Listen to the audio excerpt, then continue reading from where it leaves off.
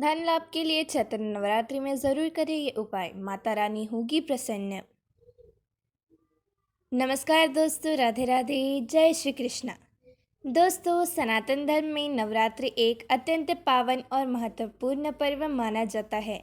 यह वर्ष में 4 बार मनाया जाता है, जिसमें शारदीय और चैत्र नवरात्रि प्रमुख होती है, जबकि 2 अन्य गुप्त नवरात्रि होती है। हिंदू पंचांग के अनुसार चैत्र माह के प्रतिपदा तिथि से चैत्र नवरात्रि आरंभ होती है। इस बार चैत्र नवरात्रि 30 मार्च से शुरू होकर 7 अप्रैल को समाप्त होगी। यह पर्व देवी दुर्गा के 9 स्वरूपों की आराधना के लिए विशेष रूप से महत्वपूर्ण माना जाता है। कलश स्थापना का महत्व। नवरात्रि का आरंभ कलश स्थापना से होता है, जिसे शुभता और समृद्धि का प्रतीक माना जाता है। विधि पूर्वक कलश स्थापना करने से सकारात्मक ऊर्जा का संचार होता है और जीवन में सुख शांति बनी रहती है।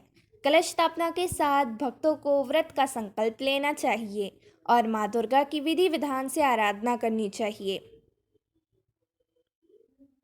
सिद्ध कुंजिका स्तोत्र का पाठ। यह पाठ अत्यंत प्रभावशाली माना जाता है, जो जीवन की कठिनाइयों को दूर करने और सफलता प्राप्त करने में सहायक होता है। यदि इसे दुर्गा सप्तशी के साथ पढ़ा जाए तो विशेष लाभ मिलता है। दुर्गा सप्तशी और दुर्गा चालीसा का पाठ। नवरात्रि के 9 दिनों तक इन ग्रंथों का पाठ करने से रुके हुए कार्य पूर्ण होते हैं और आर्थिक समस्याओं से मुक्ति मिलती है। नवरात्रि के 9 दिनों तक दीप प्रज्वलित करें। देवी माँ की कृपा प्राप्त करने के लिए प्रतिदिन दीप जलाना शुभ माना जाता है। नवरात्रि का आध्यात्मिक महत्व। नवरात्रि के दौरान भक्त देवी दुर्गा की विशेष पूजा अर्चना करते हैं, जिससे उन्हें आध्यात्मिक शक्ति और जीवन में सकारात्मक ऊर्जा प्राप्त होती है। धार्मिक मान्यताओं के अनुसार इन 9 दिनों तक माता रानी की कृपा प्राप्त करने से सभी प्रकार के दुख, परेशानियों और नकारात्मक शक्तियां दूर होती है। यह समय साधना, आत्मशुद्धि और ईश्वर की भक्ति में लीन रहने का होता है। नवरात्रि एक ऐसा पर्व है जो शक्ति, भक्ति और साधना का प्रतीक है। इस दौरान माता रानी की आराधना करने से जीवन में सुख, समृद्धि और उन्नति के मार्ग खुलते हैं। उचित विधि से व्रत और पूजा करने से भक्तों को देवी की कृपा प्राप्त होती है और उनका जीवन मंगलमय होता है। दोस्तों, वीडियो को देखने से पहले हमने एक वीडियो अपलोड किया था, जिस पर आपने बहुत सारा प्यार दिया था, उसके लिए धन्यवाद। और हाँ दोस्तों, ये वाली वीडियो उसी वीडियो का पार्ट 2 है। इस वीडियो पर भी आप उतना ही प्यार दें। तो चलिए वीडियो में आगे बढ़ते हैं।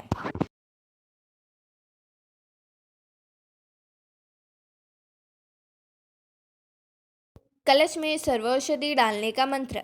कलश में आरोग्य प्रदान करने वाला माना गया है, इसलिए कलश स्थापना के समय कलश में सर्वौषधि रखते हैं। इससे कलश का जल अत्यंत प्रभावशाली बन जाता है।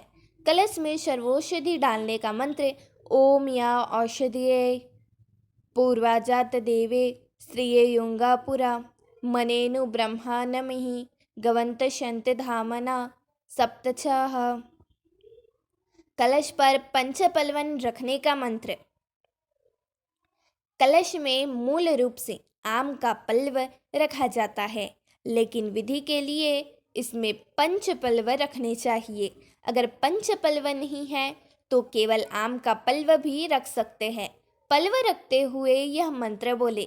ओम अश्वस्ते वो निष्तन पर्णवो वस्तिष्कृता गोभाज नित्याय यस्तनवस्त पुरुषोत्तम। कलश में सप्तऋतिका डालने का मंत्र। अब इसके बाद कलश में 7 प्रकार की मिट्टी, जिसे सप्तमृत्तिका कहते हैं, डालें। ओम सयोना पृथ्वीनो भावुर्नशरा निवेशनी यचाना शर्म स्प्रथा। कलश में सुपारी छोड़ने का मंत्र। अब आप कलश में एक सुपारी और पान छोड़े और यह मंत्र बोले। ओम या फालिनीयार अफला अपुष्णाश्चिनी पुष्पिनी ब्रह्मस्त प्रस्तो नोमंचत्व गवंगः सा। कलश में अब एक सिक्का रखें। कलश में अब आपको एक सिक्का, चाहे वह सोने का हो, चांदी का हो, वह छोड़ना चाहिए और यह मंत्र बोलना चाहिए। ओम हिरण्यभर्य स्मवतगार्गे भुत्से जातः परितिके आसिता सदाधार पृथ्वी घामोतेमा कस्मे देवाय हविषा विधेम। कलश को वस्त्र अर्पित करने का मंत्र। ओम सुजातो ज्योतिष सह शर्म वासो अग्नि विश्वरूपय गवंग।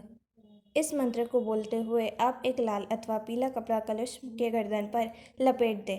कलश पर चावल रखें।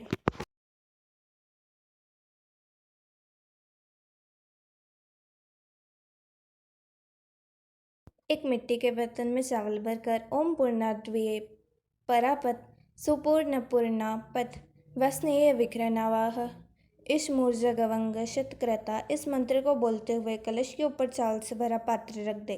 कलश पर नारियल स्थापित करने का मंत्र।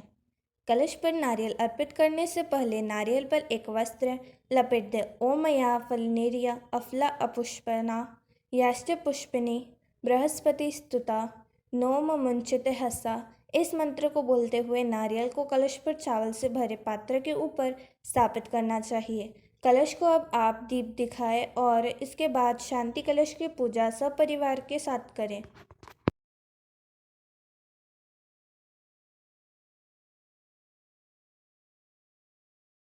कलश में वरुण सहित सभी देवी देवताओं का आह्वान।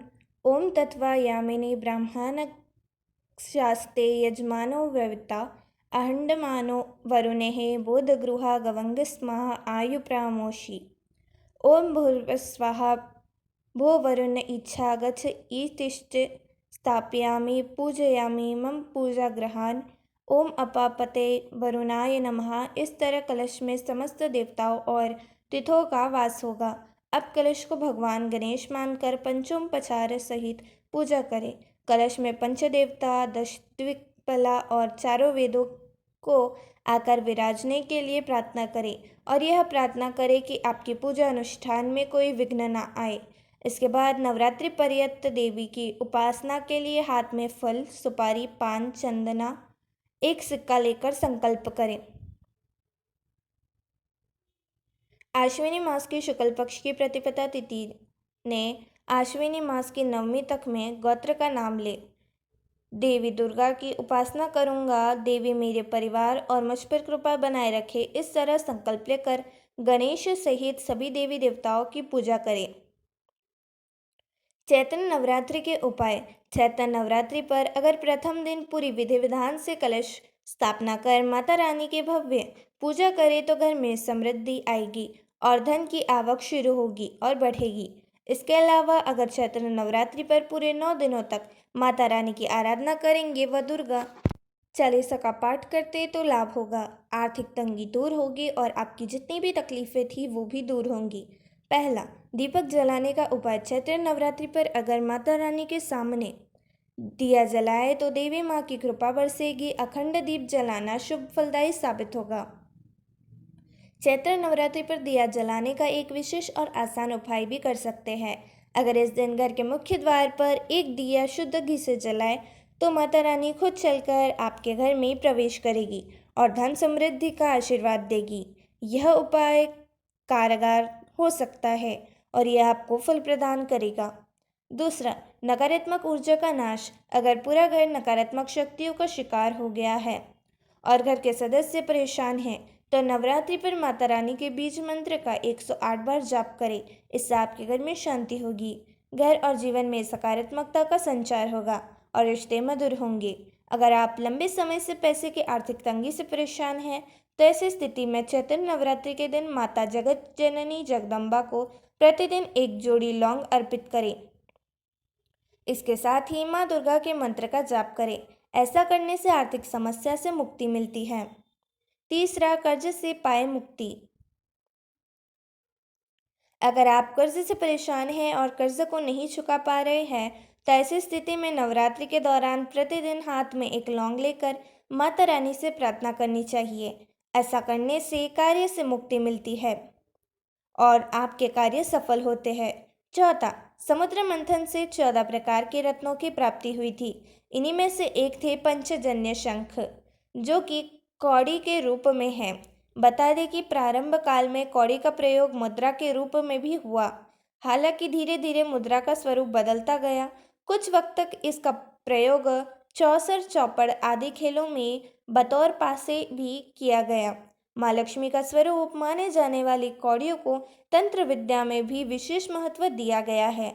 अगर आपके पास धन रुकता ही नहीं है, यानी कि तमाम मेहनत के बाद भी आपको लाभ मिलते मिलते रह जाता है, इस परिस्थिति में पीले कौड़ी का प्रयोग करें।